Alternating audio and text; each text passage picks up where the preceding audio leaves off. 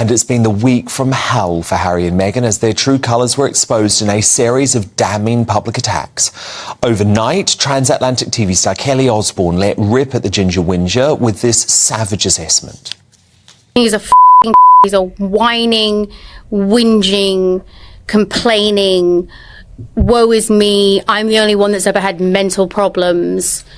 Like, my life was so hard. Everybody's life is hard. Yeah, you were the prince of a goddamn country who dressed up as a Nazi, and now you're trying to come back as the Pope? Suck it. That came off the back of this stinging rebuke from Spotify executive Bill Simmons just hours after the firm pulled the Sussexes' £15 million Flopcast deal. Wish I had been involved in the Meghan and Harry leave Spotify negotiation. The fucking grifters. That's the podcast we should have launched with them. So, Tom Bauer, look, it's great to have you here, by the way, Meghan's biographer. It's a uniquely American word, isn't it, grifter, which means small-scale swindlers. Do you think Bill Simmons used that word purposefully? Oh, absolutely. I think the timing was on purpose too, because the Dior deal, which we'll talk about in a minute, that was gossip around LA for weeks. So I think he saw a moment to sabotage it. But the grifter's story is fascinating because, coincidentally, I heard the reason why he called them the grifters, and that is because they're scroungers, the Sussexes. And I heard this particular story, which is extraordinary, which is that Harry and Meghan were invited to this sun-kissed place by the beach. And they were staying for a couple of days, had arrived with the host's private jet, as usual, and wanted to leave. And then they heard that someone else who was there was quite an interesting person and also had a beautiful house by a beach. And Meghan went up to her and said, "Is there any, let us talk, let us become friends." The following day, after they were taken back home on their private jet, or the host's private jet, Harry called this particular woman and said, "Is there a chance that we could borrow your house? Meghan wonders whether we could have it." And the woman was a bit puzzled by this, but said in the end, okay. A following day, Harry calls and says, Meghan also says, "Can we get there in your private jet?" Oh, my God. And that is exactly what the grift is all about. It's about scrounging. It's about Harry and Meghan constantly looking for freebies, whether it's jets, it's houses, meals, whatever. And that is, in the end, what drove Spotify and also Netflix mad. Because presumably Spotify were paying a lot of money for all of their stuff, for all of their demands, but they weren't actually receiving the content in return. And not only not receiving the content, but constantly demands for expenses because they wanted to live for nothing. Which brings us on to what actually, where the Sussex is up to all this year. And we've said many times over the past few weeks, Dan, that Meghan's silence is really odd. She's building up to something big. And the latest discussion surrounding Prince Harry and Meghan Markle has reignited one of the most emotionally charged topics in modern royal commentary: identity, branding, and legacy. When author and royal commentator Tom Bauer suggests the Sussexes may attempt to recast themselves around the Spencer name, it taps directly into the enduring influence of Diana Spencer, arguably the most iconic royal figure of the modern era. This conversation is no longer just about royal family tensions. It's about symbolism, public image, emotional connection, and whether the memory of Diana has become one of the most powerful currencies in the royal narrative. One of the most important things viewers need to understand is that the Spencer name carries emotional weight far beyond aristocratic history. For millions around the world, Diana Spencer represented vulnerability inside an institution often viewed as rigid and emotionally distant. Her surname became associated with compassion, rebellion, relatability, and independence. And there's no doubt that in LA over the last few weeks, there's been this gossip about the Dior story, which the Mail on Sunday broke big time this weekend. Now, what's really interesting here, of course, Bill Simmons, not coincidentally, is saying they're grifters. But what's really interesting in the rebranding of the Sussexes is, what I also heard very recently, is that Meghan decided that her real object in life was to be Diana. That has always been her passion. That has also been Harry's passion. And Meghan went to the extent of suggesting that they should drop the name Windsor and take the surname Spencer. So she'd be Meghan Spencer, the new Diana. And So this is a plan that they have actively discussed? they've actively discussed it, not only by themselves, but with others too. This isn't something that's plucked only in their minds. They were actively trying to recast themselves as Diana and Meghan Spencer. And that is... So he would go from Harry Windsor to Harry Spencer too, his mother's name. But that would be a devastating Well, it blow was, but that is to his father. Absolutely, it's all about the break-off. And they also have given up the Sussex title because you've got the new incarnation of Diana, which I think it all makes sense if you look at the extraordinary photographs of Meghan this weekend. Very thin, very, very thin, getting ready for the Dior modelling. You know, the new Sharon Stone or Cara Devington. I mean, the image was important, and it's all now sabotaged. Everything is broken up, and that's a great blow to them because they're looking for something new, and now they're going to have to look for something again. So potentially changing their name, I mean, that's a seismic thing to do. They'll be aware of that.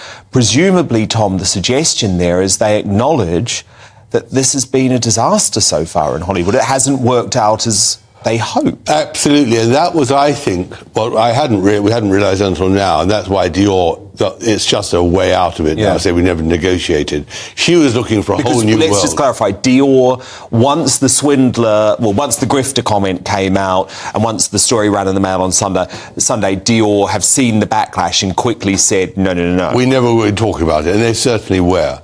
But the whole point is for the Sussexes, as they still are, and they're not yet the Spencers, this is a major blow. Now what is he going to do to earn money? What's she going to do? And it would have been wonderful to have been the face of Dior. That's a huge money spinner. And so they are really, at the end of it, they've sabotaged themselves. They shot themselves in the foot by being so controversial. And I think that is what people like Dior and other corporations fear. They don't want to be associated with that sort of controversy. So what the Sussexes is a tainted brand? A tainted brand, even a damaged brand, and now a brand which is looking for survival. And so it's going to be really fascinating to see where they get people to spend this sort of money on them again. And they need a lot. They need at least 3 to 4 million a year just to pay their head. That's why discussions about Harry and Meghan potentially leaning more heavily into the Spencer identity generates such strong reactions. It's not merely a branding adjustment. Critics see it as an attempt to inherit the emotional capital Diana left behind. At the same time, supporters of Harry would argue something very different, that Diana's legacy belongs naturally to her son. They believe Harry has every right to emphasize the side of his family that he feels emotionally connected to, especially after years of public conflict with the monarchy. The real question becomes, where is the line between honoring a legacy and strategically using it? The bigger issue may not be whether Harry and Meghan are trying to align themselves more closely with the Spencer legacy. The bigger issue is whether the public will ultimately embrace that evolution, or begin to see it as overreach, because Diana's memory remains uniquely powerful. Overheads. Because you've obviously got the house, there's a big mortgage on that house, but it's the costs, isn't it, of running that sort of estate, not to mention, by the way, the legal battles that Harry insists on pursuing. And at great cost, right? And he's got no concept of money. He's never had to worry about money in his life. He'll now have to start worrying about money. She has worried about money all her life, which has been her driving force. And she suddenly finds herself with the possibility of not having this huge income. And that really does worry her. And I think that does put real pressure on them and their relationship. But Tom, I mean, look, fascinating revelations, and there's clearly so much going on behind the scenes. But when you look at all of this, though, on a sort of macro level, I guess, why did they not just do the work? Why did they not just make the podcast episodes? I mean, are they really that lazy and entitled? Because basically Spotify and Netflix delivered them an opportunity of a lifetime. Did they not realise what they had handed to them on a platter? Well, Harry has never had to do any work, really. He's only taken orders in the army, and that was the end of his life. He's never done anything. Meghan really has never had the discipline other than as an actress in Suits, and then everything was done for her. She came, read her lines perfectly, and went away. Spotify was actually expecting them to produce the goods, and that requires a lot of imagination, hard work, but also inspiration and talent. And that's one thing which Harry severely lacking, isn't it? And Meghan hasn't either. Meghan is a one-trick pony. It was just Suits. Well, what's so sad, isn't it? That I've realised, and it's a crushing realisation, I guess, because they don't want to do it anymore, at least they claim they don't. The only thing anyone's interested in commercially is them slagging off their own family, and that just brings you so much terrible karma. Well, and that's what's so interesting, that 2 or 3 weeks ago, if you remember, we were discussing how they said they weren't going to discuss any more their family. And now we know why. It was because Dior, or whoever, was saying, you can't be controversial anymore. Oh, I see. And that was why they decided they had to be silent. And now that's all up again in the air.